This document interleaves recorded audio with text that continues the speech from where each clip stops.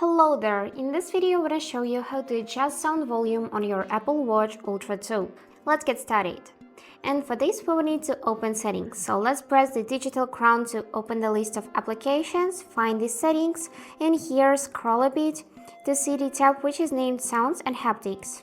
Select it, and now we can adjust the volume by tapping here to add volume or here to reduce volume. This will reduce or add volume for ringtone and alerts also for the system sound. Here you can also enable silent mode if you would like to, and here you can choose three options for the haptics: off, default, and prominent.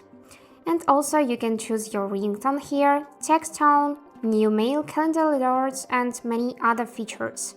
Also you can enable crown haptics, system haptics, and here choose the headphones safety. And also, just the same you can do for your phone. Just take your phone, open the watch application, go in this My Watch section.